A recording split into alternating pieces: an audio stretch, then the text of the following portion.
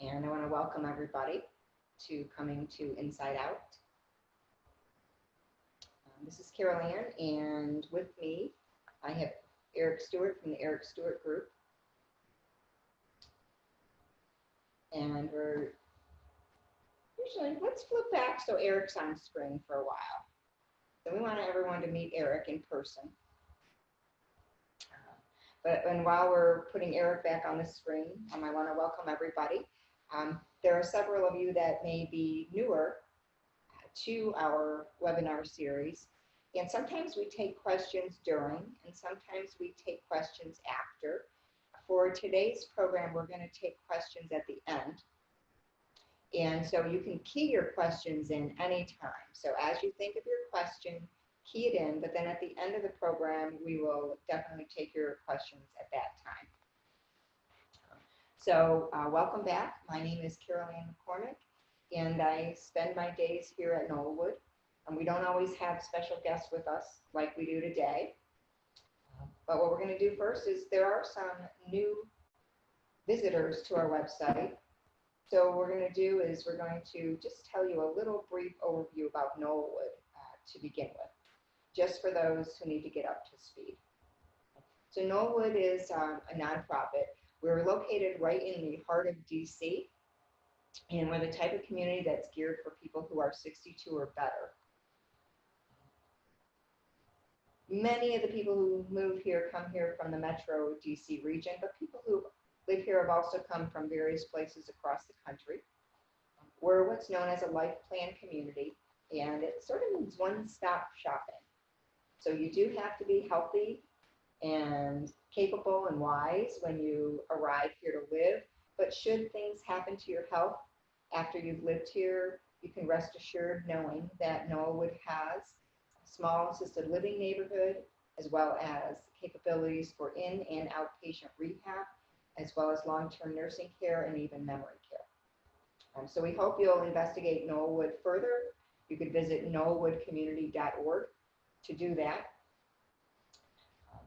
or give us a call anytime. You can find that on our website as well. We'd like to now introduce Eric, and Eric is here with us today. And he has been in real estate here with expertise in the DC area for many, many, many years. He started when he was a very young toddler and grew into his position, but very knowledgeable about DC market, Maryland market, Virginia market, and also has information even beyond that. You may already know of Eric Stewart.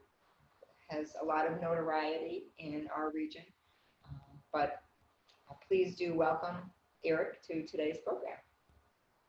Hi everybody, it's my pleasure to be here. I'm pleased to join Carol Ann and the Knollwood staff in sharing with you what's going to happen, as I see it, in the real estate market for this fall and into next spring. And I'll give you a little bit of an update on that in just a moment when we jump in and start. Just a hair about myself. In addition to this, I come from a family of doctors. My father, he's a retired OBGYN, was the chief of staff at Columbia Hospital for Women here in Washington, D.C., served in the Army during the Korean War. My grandfather was the chief of orthopedics at Walter Reed, and he was in World War II. My great aunt Florence Kendall founded physical therapy as we know it today. She and her husband Charles, in fact, the book, it's called The Kendall. If you know a PT physical therapist, you can ask them about the Kendall. And then I have cousins and uncles and so on. And I've come from a family of doctors, but I don't like biology. So I got into real estate, and I treat my practice in real estate much the way that my family treats their practice of medicine. So it's my privilege to be here, and I'm glad to be able to talk to you today. Thank you. Thank you, Eric. So now we're going to delve into our program today. All right, so this is just a little bit about my own experience to help you understand from where I'm speaking, okay? I've been practicing 33 years. This year I've sold 128 homes since January 1st. The majority of my homes sell in 10 days or less at 100% of list price. And that has not changed this year in spite of COVID. And on the next slide, we'll see where the fiduciary quality of the relationship that I'm going to assume as I'm speaking with you. I'm talking with you today as if I'm representing you as a potential homeowner. So as I talk today, that's the position that I'm taking in conversation, just so you understand, because there are in fact two sides to every transaction. There's the buyer and there's the seller, and they are in conflict with one another, with the seller wanting to get the best price and terms, and the buyer obviously wanting to get the least price and best terms for them.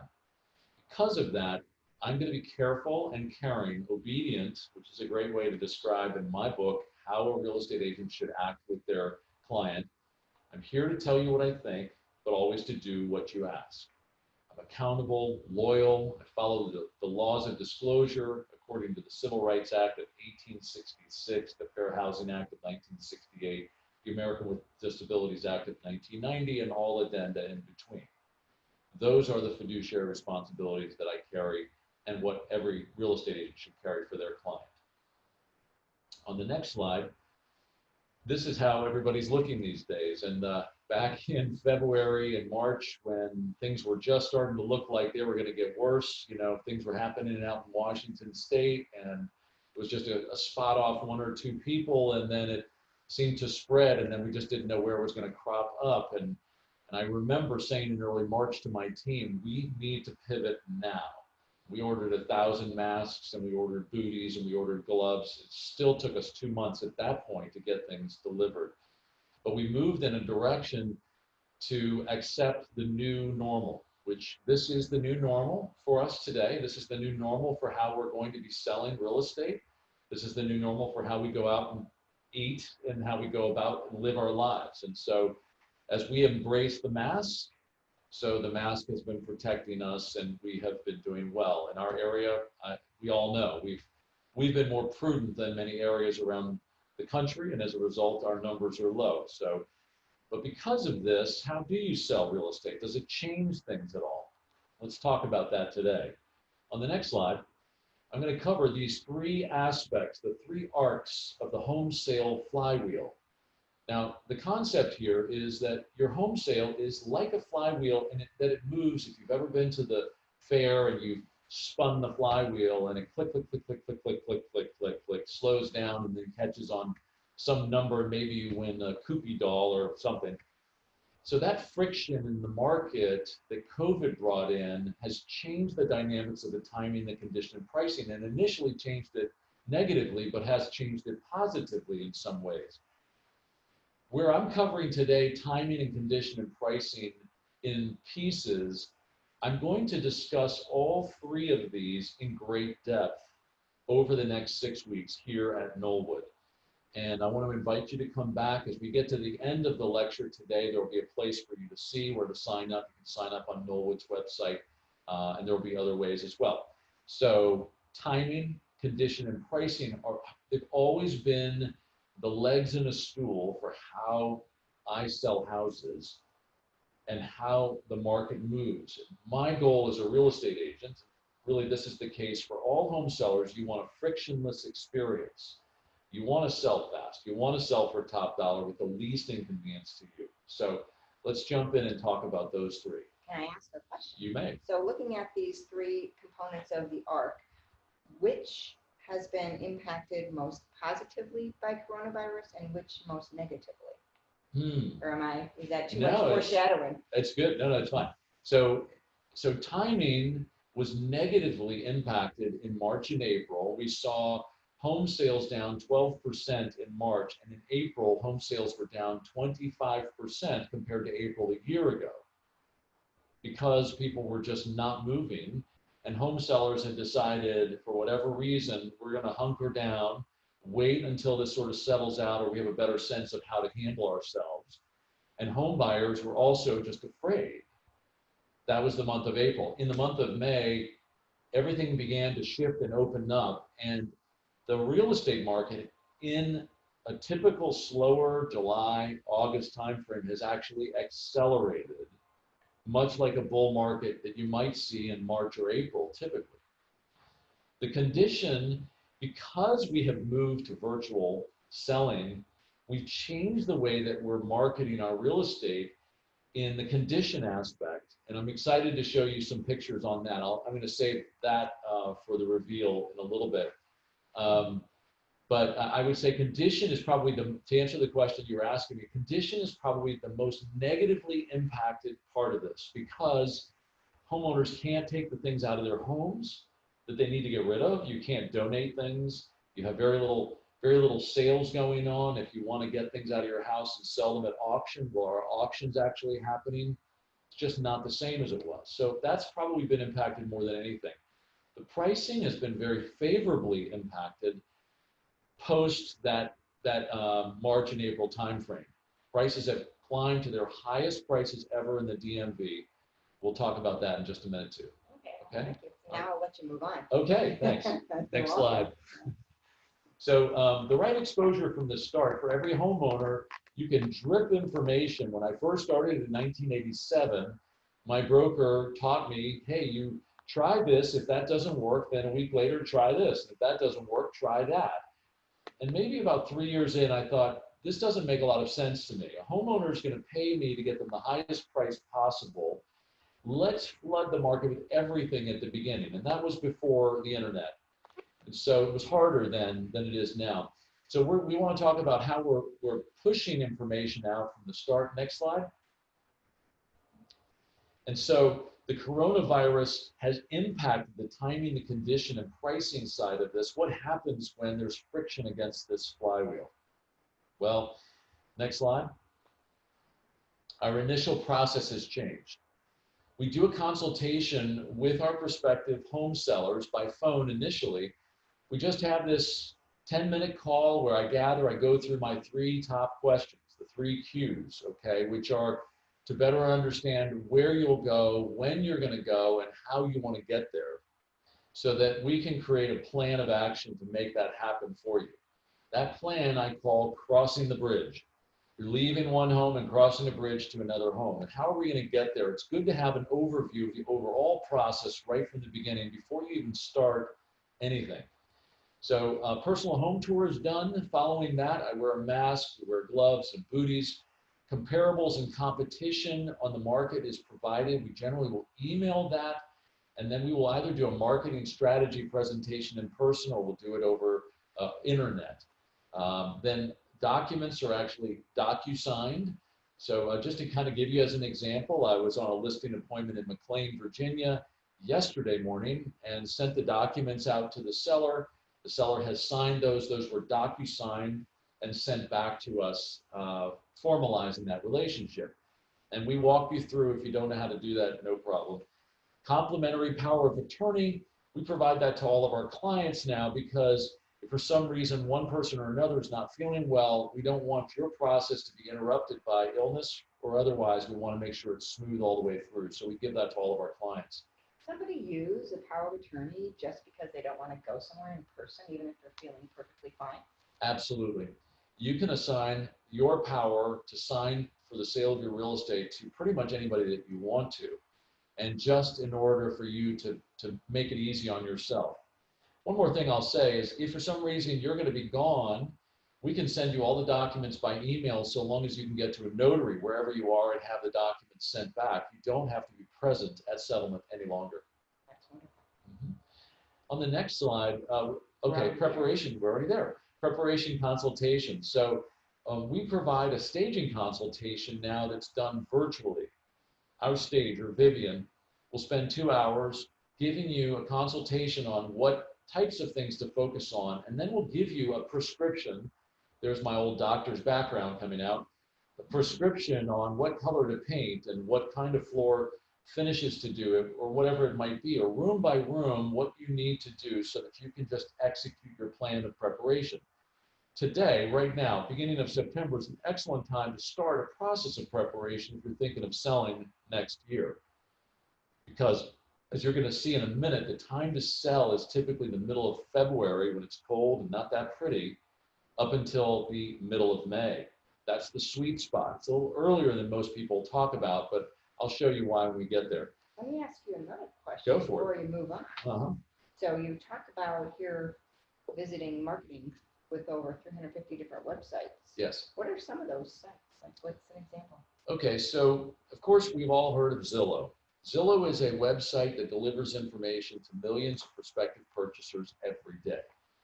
Zillow is reliable as a means of driving prospective buyers to take an interest in real estate. It's not, however, reliable in judging the proper value of your home. And many homeowners go to Zillow to find out what their Zestimate is. My caution to you is even the owner of Zillow sold his home for 40% less than what his Zillow estimate was. And sometimes it's too high, sometimes it's too low because it's all algorithmic. They haven't seen your home. So Zillow would be an example for buyers. Realtor.com, WashingtonPost.com, innumerable other websites, including one called Hotpad.com. I'd never heard of it. I thought it was a cooking site, but a buyer lead came. And of course, the play on that is, hey man, come on over to my hot pad. You know, like that's what it meant. So there's lots of tertiary websites that feeds. And that does not include, when we have a home that's at $1 million or higher, because, and I'm with Long and Foster Realtors, and we are an affiliate of the Christie's network. And when you have a luxury home at $1 million or higher, we add about 800 additional websites that all go after the luxury prospects. And that's many of you. Many of you have homes over $1 million. So you get 1,100 sites as opposed to 350 because of it. So does that answer your question? Oh, yeah. Okay. All right. So we do appointment-only showings, masks and gloves required. We provide sanitizer, the shoe covers, everything. And then I'm not a big believer in open houses. I'll tell you frankly, in my career, only 1% of homes sell from an actual open house. They're really good for your neighbors, which is probably some of you, right? In your neighborhood, you're really good about visiting open houses. That's okay. But when you're selling your house, you want to do the things that are actually going to produce results. And open houses are only 1% of the time going to sell the house, according to the National Association of Realtors. So the focus is more on the virtual, 24/7 open house. And then when we get offers, we'll analyze those offers via video call. Quick example on that, Carol Ann, is I put a home on the market on Thursday of last week. It's listed for $960,000. And I have 5 offers. So I have put together a spreadsheet so that the seller can digest what all of the terms are against each other without having to look at all 40 pages of every offer. Although I've delivered the complete offers to the sellers, this makes it easier for them to understand how to make a decision. So we analyze this. We're doing this over Zoom later this afternoon to cover how to make this decision. And I already know the direction that we're going to go based upon the 2 best offers. The winning offer, I think, will take that $960,000 to $1,026,000 with no appraisal, no home inspection, and no financing contingency. Pretty awesome. On the next slide, the home inspection, oftentimes the buyers are not inspecting the property with the home inspector. The inspector will just go and spend 3 hours, build out an education checklist for the buyer on what any concerns might be for that home inspector. The buyer then may come back and ask you for 4 or 5 or 10 different items that are of greatest concern if there's a home inspection contingency. The appraisal, there's 2 buyers for every purchase rather, the buyer and the bank, right? The buyer buys the house, the bank comes behind that and has to justify the value of the home based upon comparables and appraisal of comparables. The appraiser's looking backwards in time, whereas the realtor's looking forward in time. That's me. So as I mentioned in that offer that's going to go from $960,000 to $1,026,000, it's critical that we get the appraisal waived out of that because that property will appraise for no more than maybe $980,000. In which case, the seller is going to end up with $46,000 more on the purchase price, meaning that it went all the way to $1,026,000. But an appraiser could come in and say it's only worth $980,000, and if we have an appraisal contingency, they can sink that great offer 2 to 3 weeks from now. So we don't want that to happen, right?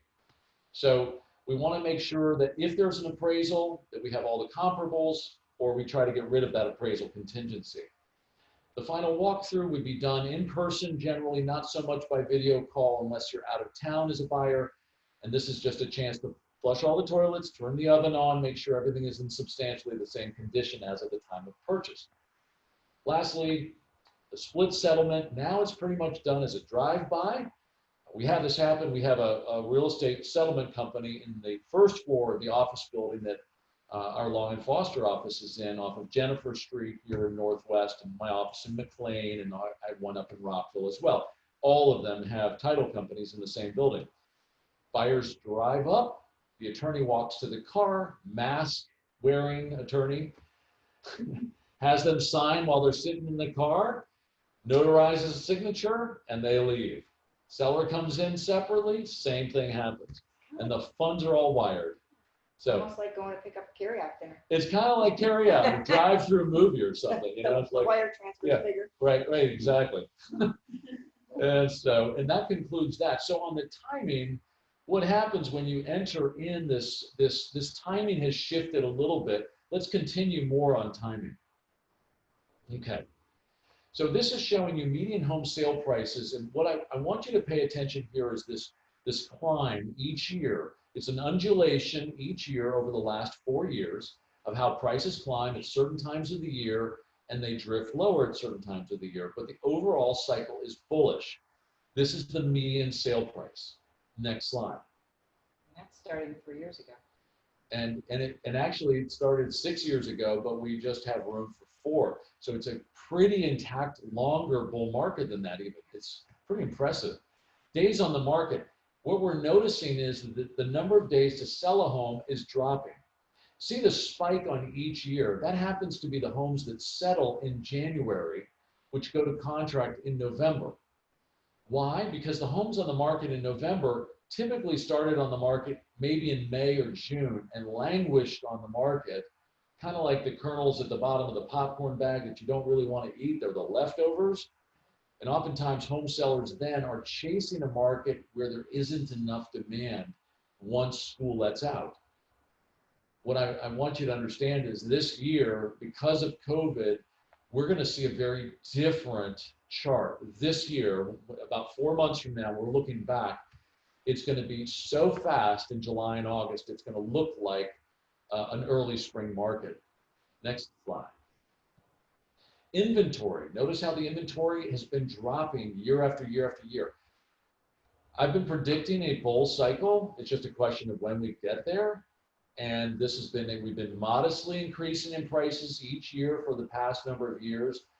This year has caused a reaction, especially outside of downtown DC, okay, in areas that have been punished severely since the Great Recession.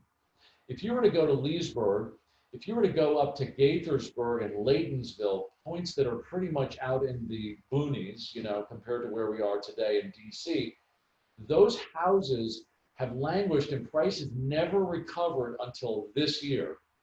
And homes that were selling for $1 million are now selling at $1,200,000. If they have a pool, if they've got a good bit of land, all of a sudden the absorption rate has gone to less than 2 weeks from 4 or 5 months, meaning the absorption of those listings. So people are scattering out, trying to get a little bit of protection and safety. And this is just a natural reaction because of COVID. The house I settled earlier today, the buyer paid over $100,000 more to get into that house to beat out 7 other prospects to get into it. That's how strong the market is. That was North Bethesda. More buyers than sellers right now. More buyers than sellers, that's right. Perfect. Okay, moving on to the next slide, the effects on the DC market.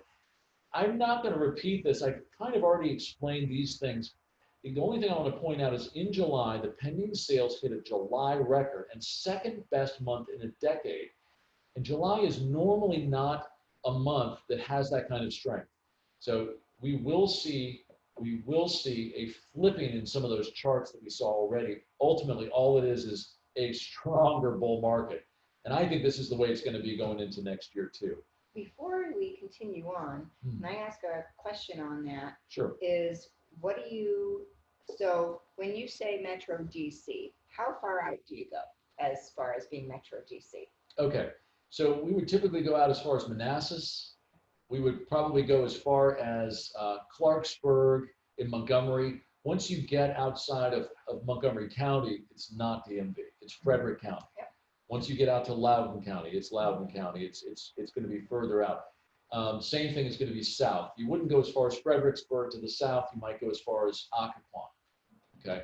Because those other markets Lord, have other information. Right. However, there's not a whole lot of difference in those outlying areas, other than that they weren't quite as accelerated like we have been until this year. Because so you're saying they're still seeing acceleration, just not as much. So well that's said. actually, that's good for the sellers. It's good for the sellers across the board. Okay. If you tried to sell your house in the last 5 years and you couldn't do it, not only will you sell for more money than you thought you could, but you're going to sell your home just fine. All right. All right. So this is our spring market preparations. This just happens to be my process as a sense of giving you a sense of how to walk through your own process, whether you talk with me or not. This is a good way for you to look at this. We're now in September. A stager is a good person to have come in. Again, we provide that, but that's like a prescription that you get from a doctor that tells you what to do to the house, how to invest $1 to get $2 back. In my initial walkthrough, I'll tell you where I would put the money, but the stager will tell you how to do it. So if it's what color to paint the rooms or where to put the furniture, those kinds of things, they'll guide you that way. You'll focus on the interior and decluttering and sorting process. We would shoot outside photos of your home now in September and October. So we've got great images with a lush green that we have. Even if you don't have a lot of flowers outside, the pictures will look great when you go on the market in February or March when things are not quite as nice. So being prepared that way is very important. Do you ever encounter people who you wish you'd met them a few weeks earlier because they just spent $15,000 doing X to their house and it's not going to help sell it? Yes. Okay, so for instance, if you were contemplating putting new windows into your home before you sell the house, unless the windows are broken, don't do it, because you're not going to make money by replacing your windows. You don't make money on windows except for in the monthly savings. You typically will only get 30%, maybe 40% of what you put $15,000 into windows and then sell your home. I might get you $4,000 to $5,000 to $6,000 off of that back. So don't do that. Don't replace your roof, okay, just before you sell. Even though a new roof is nice, if you have a roof and it doesn't have leaks and it's not like 1 year left and all the shingles are cupping and ugly, don't replace the roof because you won't make the money. You can oftentimes negotiate on an inspection for a portion of a roof to be done in the future, and that would be better. Much better to put $1 into 3 areas. Number 1 is decluttering, okay, which is just creating the sense that the house has more than enough space. Number 2 would be in the horizontal surfaces. That would be your floors, your carpets, and so on, making them look easy and nice. And then lastly would be the walls and windows. On the walls, neutralize. Think of a buyer coming in, looking at an empty canvas for their family. They want to paint that canvas. They want it to be their own style. So if you just neutralize the walls and clean the windows so that looking out it looks fresh and clean, do the floors and declutter, you'll actually make the best rate from those. Then you can move on to updating kitchens, and I can give you coaching on that. Okay? So really what you're saying is get things ready now.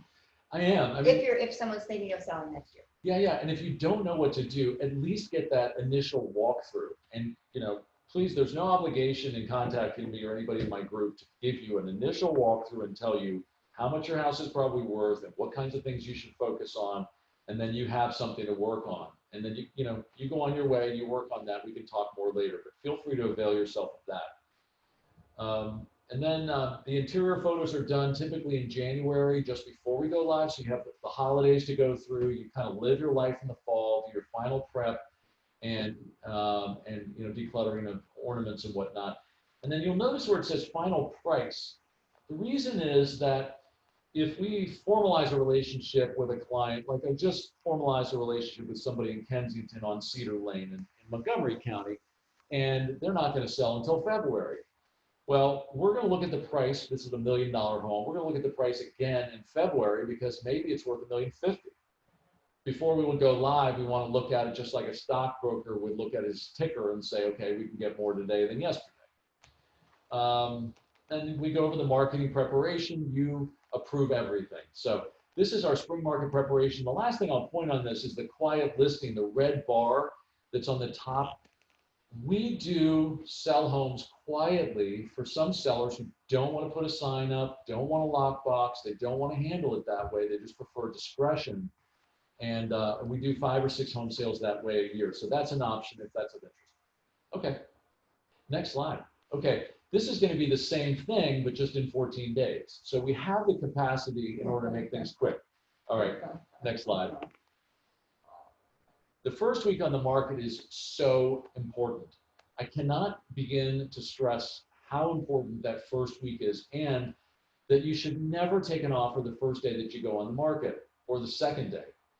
You should always structure in an upwardly moving market like this to wait 6 days before you look at offers. I told you earlier about the 960 at $1,026,000. That's what's happening. Today is Tuesday. It went on the market last Thursday. We waited 6 days, generated 5 offers, had over 50 groups through in 6 days, and we're going to net our sellers $66,000 over sales price. We want to get the most money, right? You want to get the most money. So that initial exposure is important. We want to drive as many prospects back to the house to consider it and then wait until the 6th day. So just be cautious of that. Regardless of who you hire, don't sell it the first day. It's not as pleasant. You may be leaving money on the table, okay? Next slide. Okay, condition-wise, let's jump in on this and see what's happened there. Next slide. Okay, there we go. And then, so, okay, so a little bit of background on myself. Back about 16 years ago, I started doing a radio show on WMAL. I'm on every Sunday morning at 8 o'clock for a half an hour, and I talk real estate. What I discovered is that the group that was listening at 8 o'clock on a Sunday morning happened to be a little bit older, and the consistency of the same questions led me to create a process for guiding my sellers. And these are some ideas that I came up with, where on the right-hand side, I call this the loading zone, which is finding a room in your house where you can organize the things. You can do 5 things with anything you own, and that's it. You can take it with you, give it to your kids if they'll take it, sell it, donate it, or throw it away, period. So if you have a space where you bring things from the house to the central sort of depository, then you get organized and you get ready. And it's just an easier process. And at the front door, you notice you've got the donation and the trash area, because that's what you're going to be taking out the most of. We do virtual and actual staging consultations. The loading zone is identified. We recommend the stager give you the prescription with a very tight return on investment on the improvements. A contractor will give you estimates through photos or in person, and we provide the contractors to you so you can get those done. Cluttered and vacant spaces are staged. Next slide. Again, you have the 5 boxes, so to speak. And really you can just start with 1 room in your house. It's so easy to get distracted in this process, because if you have more than enough stuff, can I get a show of hands? Anybody there have more than enough? Got a couple of honest people out there. Okay, good. Who needs more stuff? Right. So look at these boxes. What I love about this image, and I want to teach you one very important lesson here, is that as you start this decluttering process, you get the staging consultation, and then you start your 5-box organization. You're going to find things in your house that you want to give to your kids. Before you pass the baton from your generation to the next generation, film with your phone, or have your kids do this, the items that you're transferring and the stories behind them.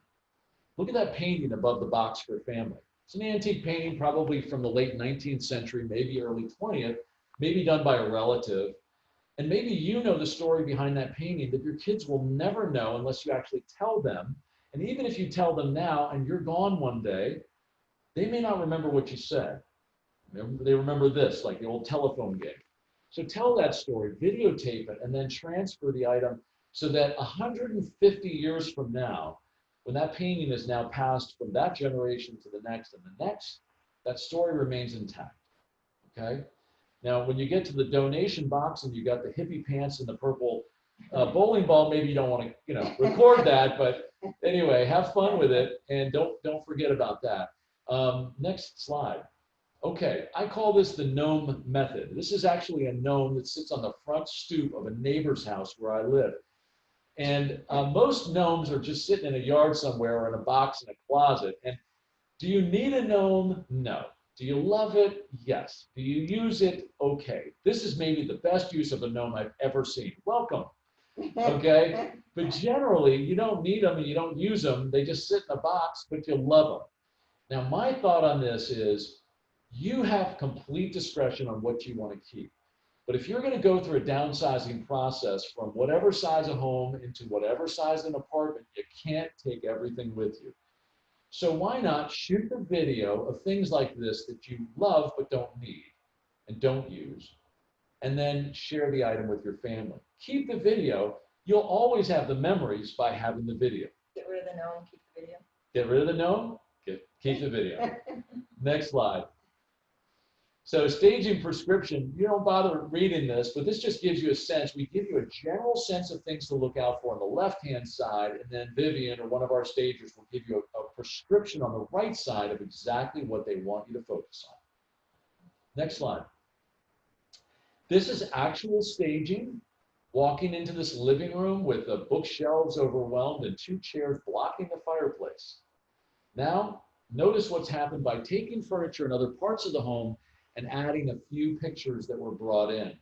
It is the same room. You still walk into the room and are able to cross the room without any difficulty in either case, but one on the right is much more inviting and warm. The other one feels congested and blocked off. Next slide. This is the new technology that we are loving. It's intensive, but it's very good for our clients. This picture on the left is actually the room with the furniture in it when you walk into the house. The picture on the right is the same room. We took the furniture out of the room virtually. We removed it and scrubbed it, and then we added in virtual furniture. And with technology, the shadows are there, everything is there. And when you look at that picture on the right, it invites you and says, wow, this is a glorious space. Love the way this is set up. When they arrive, they see the room as it actually is on the left, but we put a 2x3 poster on a poster board on an easel as you walk into the room, showing the picture that we had online. This is a wonderful way for you not to have to worry about getting everything out of your house before we sell it. Wow, okay? That's amazing. Next slide. This is a sample of an empty space and then virtually staged. Again, shows how the space can be used. Remember, we're selling the home. We're not selling the stuff in the house. So this is not a deception. This is a presentation. Next slide. This is exterior, how we actually were able to modify the sky. The home does face to the east and has a western sky, and we were able to get a better evening shot by technology. You also got light in the windows too. Yes. Which is nice. Which is nice, which is true to what would happen, that reflection. Yeah. Okay. Next slide. So that's condition. Again, I dive much deeper into that on our upcoming webinar. I think it's towards the end of the month, and I'll be back here just on condition, just on timing separately, and just on pricing. On pricing, let's jump in on that. So pricing, there are 6 factors for pricing, and those are square footage, overall market direction, historical comparables, timing, condition, and then replacement cost. Now today, we have already talked about, sorry, I left my phone on there. We have already talked about timing and condition, but square footage, if you look at your home as a comparison with the other homes in your neighborhood, the value is going to be dependent upon how many square feet you have in part. Why? Because the buyers will pay more for a home that is larger, that gives them more options, right? In the same way, an appraiser will give value for a home that has more square footage because they base the appraisal on square footage. So we do a comparison from one house to another. And when we do the pricing webinar later, we will go through explaining that. I'll show you examples there. The overall market direction, well, we know what's happening right now. It's the big cycle of an upward movement. The timing within the market generally is softer in the fall, but we have a counterintuitive timing experience now because of interest rates and lack of supply, excuse me. And then the condition, we already talked about, how one home looks better than another. The historical comparables looks backwards at other homes in your neighborhood. And then lastly, that bottom right is replacement cost. And that would be if you have a brick and block home versus something that's made of all vinyl siding. What would it cost to replace these things? Here's a sample. These are 3 kitchens. All 3 are in a similar neighborhood in Potomac, Maryland. And the one on the left has original melamine cabinetry. They updated the countertop with melamine. They updated the appliances with stainless steel, and the floor is an average vinyl. The kitchen to the right was done in the early 1980s, cherry cabinets. They were not brought all the way up to the ceiling. The bulkhead was kept. The counters are Corian. And then on the right, the cabinets were brought all the way to the ceiling with the bulkhead having been removed. The countertops were all granite or quartz type product, and lots of very nice tile on the backsplash and pendant and lights coming down. So when we consider condition, we would vary the condition based upon the condition of one home to another. Okay? Next slide. So marketing. So I just want to talk a little bit about, this is how you tell the story. We talked about timing, pricing, and condition in part, but how do we tell the story today, and how would it compare to maybe what your previous experience has been in selling real estate? We have found that building a floor plan for every home is critical. It's critical for 2 reasons. One is we want to verify that the tax assessed square footage of your home is accurate to what you actually are going to sell. Sometimes you purchased a home from somebody who did something without permits, maybe added something, or maybe something you did a long time ago never got closed on the permit. We don't know. So the assessment may say you have a 2,800 square foot home and you really have a 2,943 square foot home, and therefore you should get that much more in your price based upon what the actual measurements are. So we measure for that for pricing purposes. We measure it as well so that we can integrate photos with the floor plan. So what you're looking at here, if you notice this floor plan, there are little dots in each of the rooms. If you were to touch one of those dots on an iPad or scroll across it with a mouse, you would see what it looks like from that dot looking across the room. So intuitively, it helps you understand what that space would look like without having to go into a fully immersive tour, which I find to be a little bit uncomfortable for most of our clients. They just don't like that kind of getting into something and feeling kind of stuck. If you celebrate Shabbat on a Friday night and you need a certain size dining room for your family, you're going to go right to the dining room. You want to know how big that space is. If your kids are, if you got 5 grandkids that come over consistently and you need a big family room, then you want to know how big that family room is. So we try to give that information, get a sense of it, to get people's appetites wet and get them wanting to come see the house. Next slide. I told you earlier, only 1% of homes will sell from an actual open house, whereas 92% of buyers are starting their search online. So let's give them great images for that. Next slide. Content-driven exposure. Okay, let's, Carol Ann, you're doing such a fine job here at Knollwood, and you're providing all this excellent teaching to those who are interested in coming to Knollwood, and your staff and everybody who's participating in making this successful. That's content you're providing to a prospective audience to understand what Knollwood can provide to them, and it's what's attracting you today to come here to this webinar, is to understand how to approach the real estate market. I want you to apply that for a moment to how I sell real estate. Because in the same way that you're here to get an education, there are many buyers that come to get an education on how to approach purchasing, and then many homeowners who are trying to get information on, does decluttering really make that difference, or should I put new windows in to sell my house? Buyers start their search online. They search on Google, they search on Bing, they search on other search engines. And if we can provide good content on your home and tell the story of your home, we actually attract more prospects to your home because of the power of content-driven exposure. Social media, we build out Facebook marketing pieces. The one on the right here, this is a property in Dunloring, Virginia that we sold. We had over 10,000 visitors to that particular post, and we had hundreds of responses. Next slide. Targeted online marketing would be delivering that through information about our properties through CNN, Yahoo, ABC, Fox News, and a host of other websites to drive prospective buyers to know more about your property. Video walkthrough of your home, and we provide a dedicated website for your property. So from Google, from search analytics, your property gets found very, very easily. Next slide. Okay, so signs are still important. About 14% of buyers will discover a house because of a sign in the neighborhood. I think that's probably lower since COVID came in because there are less people out driving, not as many soccer moms and dads driving through the neighborhood, if you understand my meaning. But these arrows do provide direction, and people might be coming to a party and say, oh, there's a house over here, let's go over. They can pull a brochure. This is a property brochure for a property that I sold in Fairfax earlier this year. And then this is a yard sign. So now this directional marketing is helpful, just kind of like putting a net in the water for catching fish. Put any QR codes on your for sale signs? We don't do QR codes. Into your website? We do it on the brochure. Okay. So on the brochure itself, but not on the sign itself. So they grab a brochure.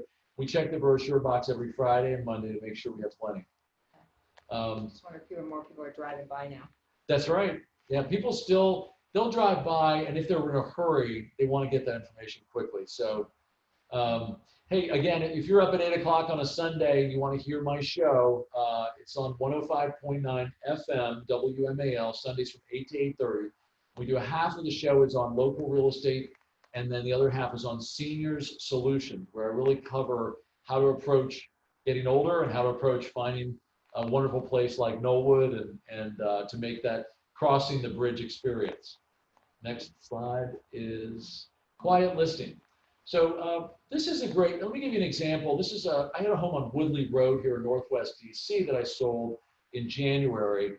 And that property, I listed that home for $1,900,000 back in September of last year.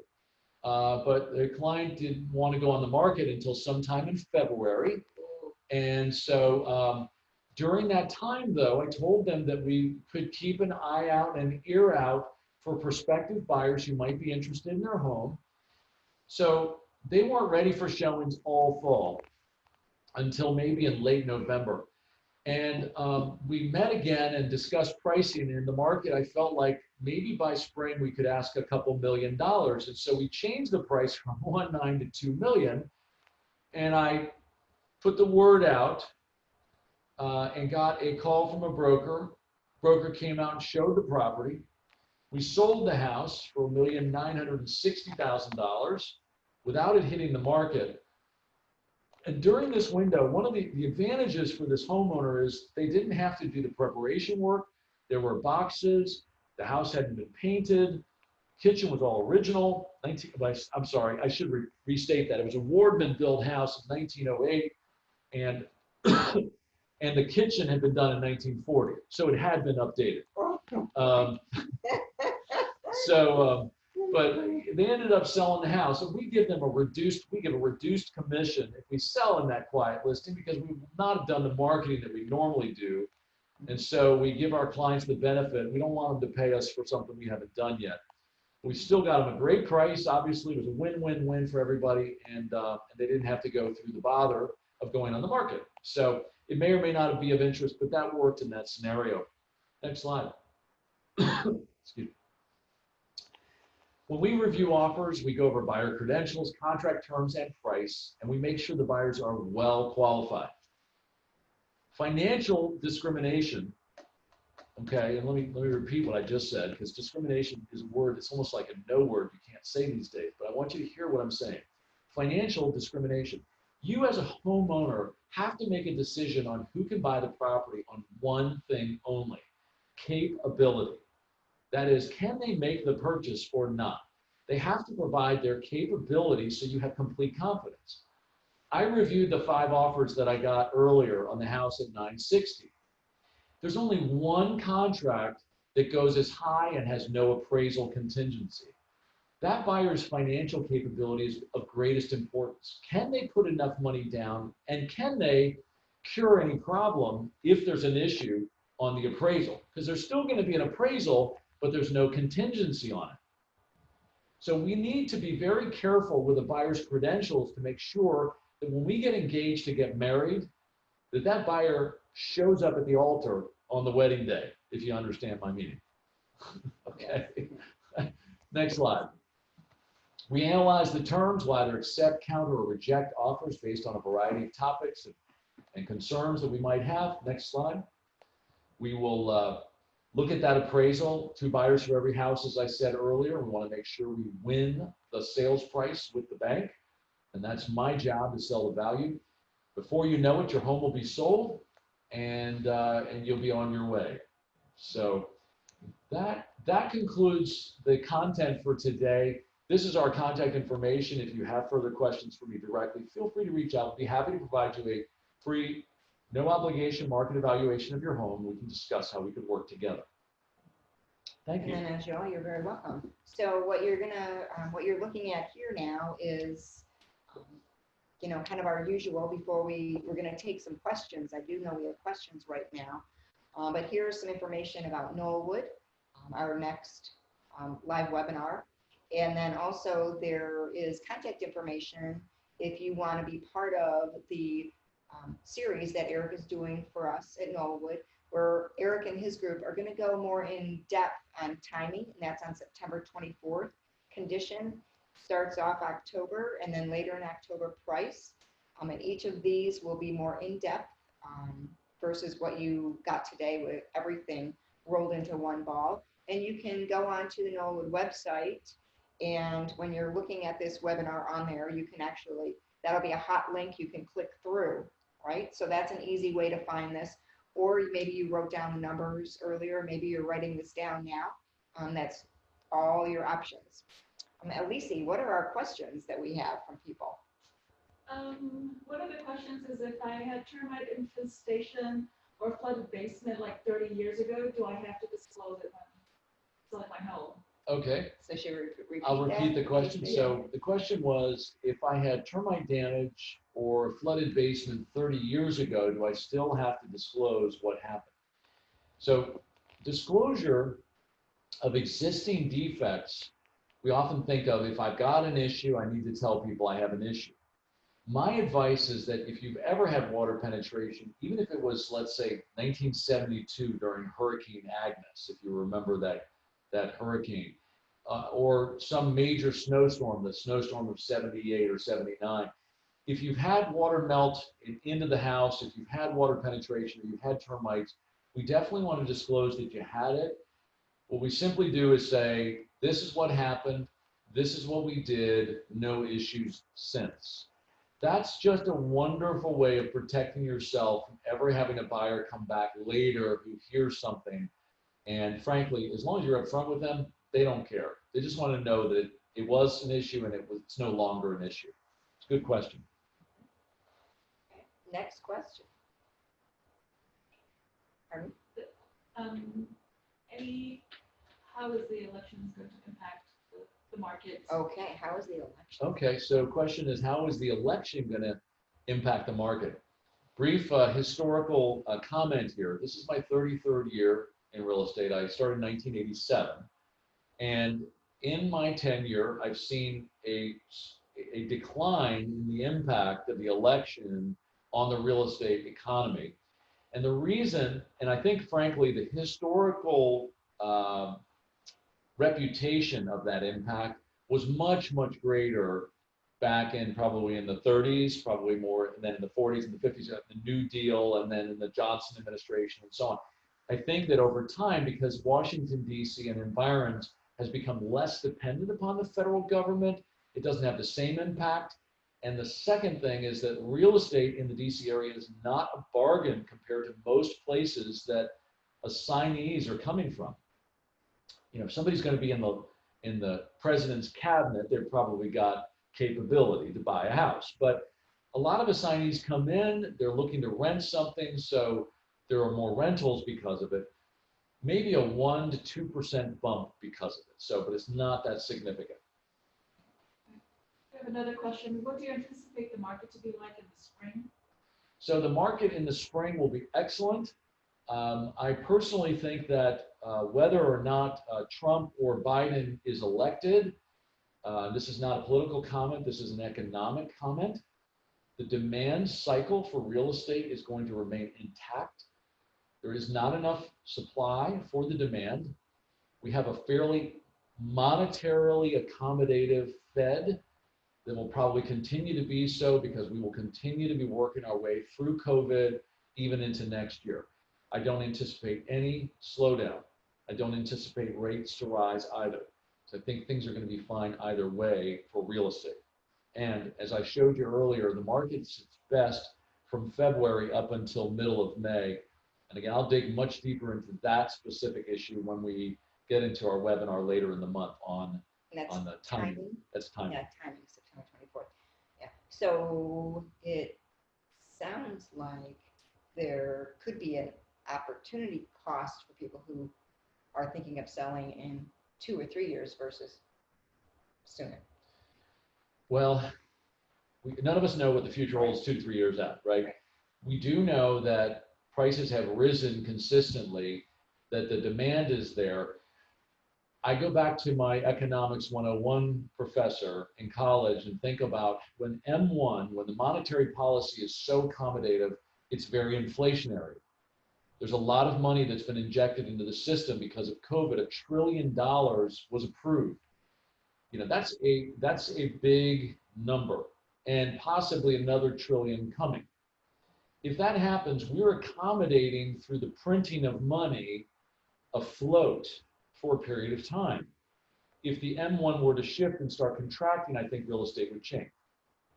For as long as we're accommodative, I think we're in good shape. Any more questions? Okay, so that's all our questions for today.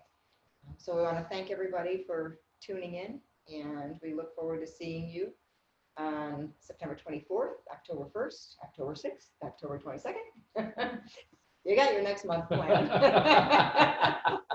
Oh, thank you all for being here. Thank you so much. Thank you.